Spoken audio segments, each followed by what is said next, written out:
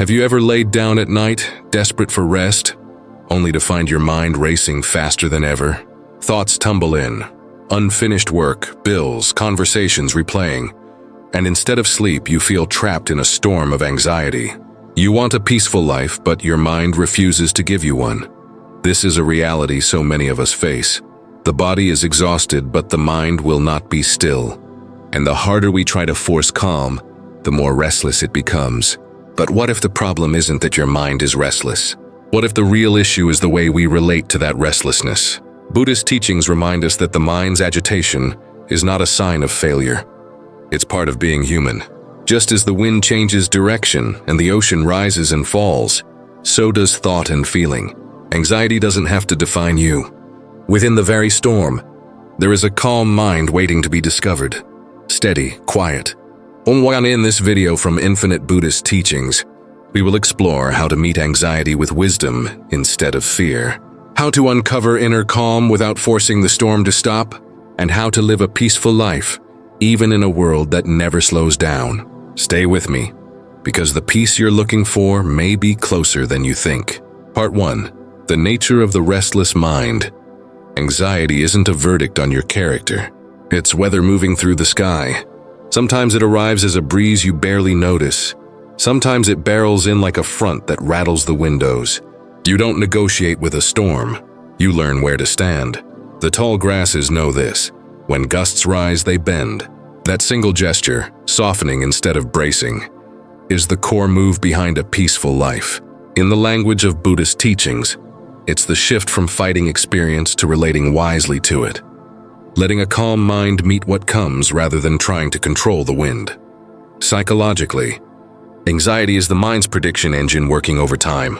It scans for threat, rehearses worst-case scenes, and then mistakes those rehearsals for reality. The more we try to outthink every possibility, the more the nervous system reads our thinking as proof that danger must be near. This is why trying harder to relax backfires. The struggle is taken as a signal to tighten. Buddhist teachings offer a cleaner pivot. Stop wrestling the storm and notice the body that's standing in it. Feel the ground under your feet, the weight in your hips, the breath moving the ribs. You're not fixing weather. You're finding footing. The ocean carries the same wisdom.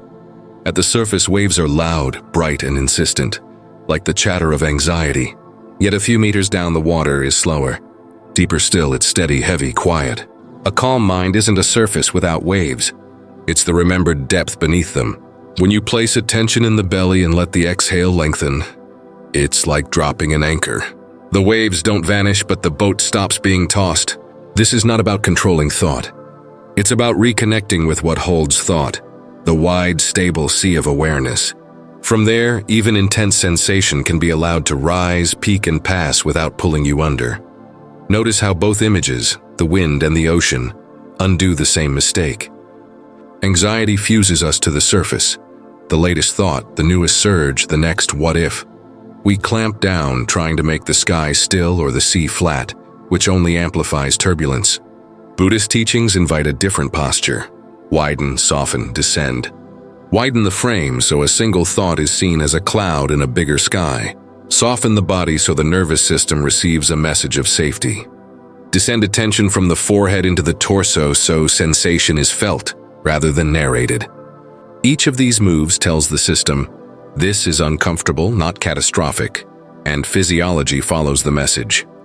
There's also a gentle honesty here. The goal is not to eliminate weather. Storms are part of a living climate, and surges of anxiety are part of a living mind.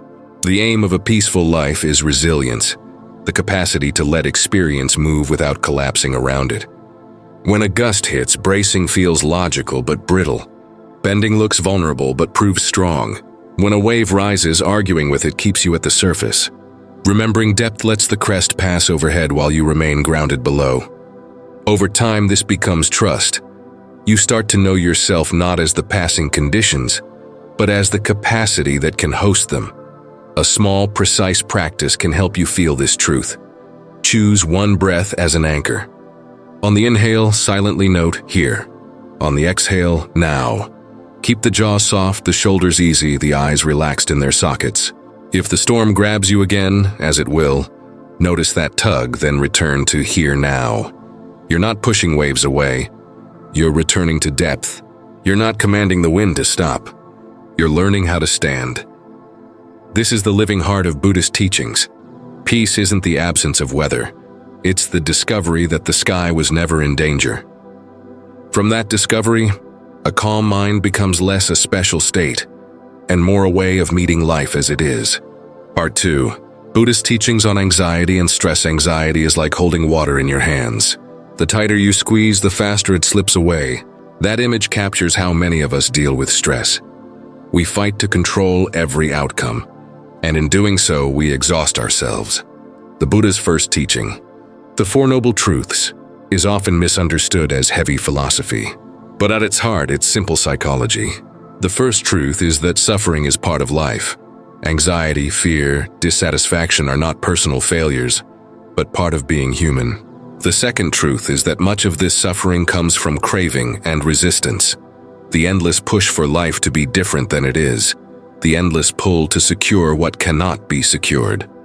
The third truth is the promise that freedom is possible. Not freedom from having emotions, but freedom from being ruled by them. And the fourth truth is a path, a way of living, that trains the mind to meet life differently. When we're anxious, the mind tends to cling to stories of the future. It replays the same questions. What if I lose this? What if I fail? What if I can't handle it? The nervous system reacts as though danger is already here. The body tightens, the breath shortens, the heart races. The mind mistakes anticipation for reality. Buddhist teachings cut through this by showing us the difference between thought and fact. A thought about tomorrow is not tomorrow. It's a ripple in the mind, not an earthquake in the world. Right mindfulness, one step of the Eightfold Path, is especially powerful here. It means noticing what is actually present, instead of being trapped by what might happen. The anxious mind asks, what if? Mindfulness answers, what is? Right now, in this breath, in this chair, you may find that the feared catastrophe is absent. You may feel tension, but you're still safe. That recognition doesn't erase anxiety in an instant, but it loosens the grip. Psychologically, this is crucial. Anxiety thrives on over-identification. We think, I am anxious, therefore I am broken. Buddhist wisdom reframes this. There is anxiety, therefore I'm aware. That subtle shift from identification to observation opens space. Suddenly, the anxious state is not all of who you are. It is an experience moving through a larger field of awareness. And awareness itself is calm, steady, untouched. A peaceful life does not mean a life without pressure. It means a different relationship to pressure. Instead of trying to fix every possibility before it arrives, we allow ourselves to feel the ground of the present. Instead of chasing after certainty, we learn to befriend uncertainty. Instead of bracing against stress, we recognize it as a signal that the mind is clinging too tightly, and in that recognition, we can soften. This is the gift of Buddhist teachings for modern anxiety. They don't deny our pain and they don't ask us to suppress it. They invite us to see clearly how it works. Stress and anxiety are not enemies to be destroyed, but teachers pointing out where the mind resists life. When we learn to meet them with awareness rather than fear, they lose their power to dominate. And in that moment, even a restless mind begins to remember its own calm. Part 3. The practice of letting go. Imagine carrying a heavy stone for miles. First, you tell yourself you can manage, but with every step, the weight presses deeper, and soon the burden feels like part of your body. Anxiety works the same way. We hold on to old regrets, fears of the future, and stories we repeat until they feel inseparable from who we are. Yet the stone was never our body. It was always something we could choose to set down. From a psychological view, holding on gives us an illusion of control. We replay conversations to make sense of them, cling to worries thinking it prepares us, or revisit pain believing it protects us from being hurt again. But instead of protection, the habit keeps the nervous system on constant alert. The mind rehearses danger, and the body suffers as though danger never ends. Buddhist teachings call this clinging. The more tightly we hold, the more the mind and heart are bound. Letting go doesn't mean erasing memory or pretending pain never happened. It means loosening the grip so the hand can open again. In practice, this can be as small as noticing a thought loop, Why did I say that? What if I fail tomorrow? And saying silently, I don't need to carry this now. That moment of release shifts the nervous system out of fight or flight. The body exhales, the chest softens, the jaw eases. Letting go is not passive. It is active trust in impermanence, in the truth that every wave passes if we don't keep holding it. Buddhist wisdom makes this clear. Suffering isn't caused by the storm itself, but by our refusal to release what the storm has already taken. When we let go, we aren't abandoning responsibility. We are abandoning the extra weight of resistance. The mind learns it can meet life without clutching at it. For someone searching for a peaceful life, this is a liberating realization. You do not need to solve every fear to be free of it. You need only to set down the stone. And each time you do, even for a breath, you rediscover what a calm mind feels like when it is no longer dragging yesterday and tomorrow through today. Part 4. Cultivating Inner Peace Picture. A quiet lake at dawn. Even if ripples disturb the surface, the stillness of the morning is already there, waiting to be noticed. Inner peace is like that, never created from nothing, but uncovered when the agitation settles. Many people searching for relief from anxiety imagine peace as something far away, a prize waiting at the end of endless effort. Psychologically, this creates more stress. The more we chase peace, the more we confirm to ourselves that we don't have it. Buddhist teachings turn this idea upside down. They remind us that peace isn't something to be manufactured. It is a quality already present in awareness, revealed when we stop fueling the mind's struggle. The practice of mindfulness is central here. When you rest attention on the breath, the body, or even a sound in the room, you are telling the nervous system, it is safe to be here.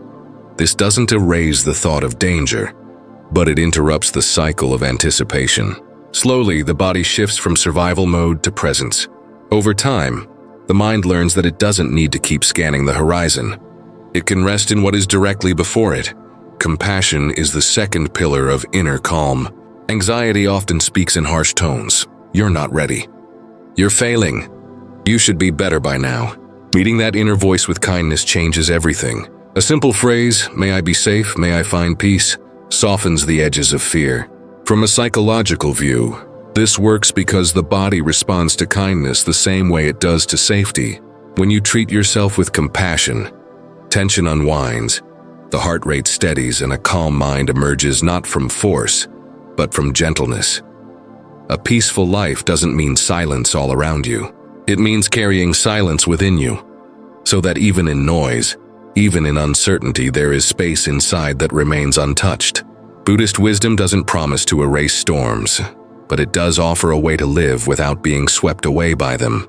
When mindfulness grounds you in the present, and compassion teaches you to meet yourself softly, you begin to taste a freedom that no circumstance can take away.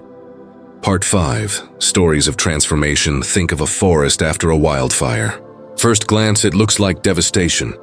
Charred trunks, ash covering the soil, silence heavy in the air. Yet within weeks, green shoots push through the black earth. Seeds that only open under heat begin to sprout. Life reclaims what seemed lost. Transformation often looks like ruin before it looks like renewal. Anxiety and stress feel like that fire, scorching, destructive. But Buddhist teachings remind us that even in those moments, conditions for new growth are already forming. From a psychological lens, this is vital. When we are caught in anxiety, the mind insists that this is forever. The feeling of panic convinces us it will never pass. But nature shows us otherwise. Everything changes. The forest doesn't stay burned. The frost doesn't stay frozen. The storm doesn't last through every season. When we internalize this truth of impermanence, fear loosens its grip. The nervous system stops bracing for endless catastrophe and begins to trust that every state, no matter how overwhelming, is temporary. Another story is written in the river's path. When a massive rock falls into the water, it doesn't stop the flow. At first, the current thrashes against the obstacle, loud and chaotic. But over time, the river learns a new shape. It carves a smoother path around the rock, wearing even the hardest stone down. This is how transformation unfolds inside us. Anxiety may feel like an immovable block, But through mindfulness and steady awareness, the mind reshapes itself. What once felt like obstruction becomes part of the flow. The rock doesn't vanish, but it no longer dominates. Buddhist wisdom frames transformation not as escape from difficulty, but as intimacy with it. By staying present, by allowing fire, storm, or rock to be what it is without collapsing, we discover resilience. The mind recognizes that calm is not the absence of disruption, but the ability to meet disruption without losing balance. This realization plants trust.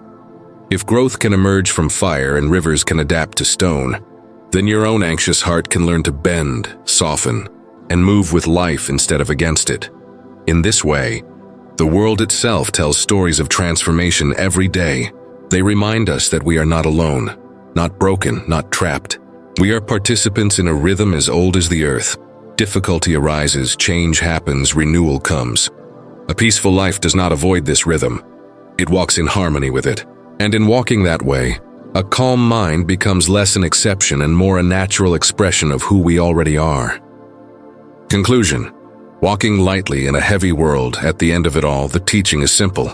You are not the storm, you are the sky that holds it. You are not the wave, you are the depth that steadies beneath it.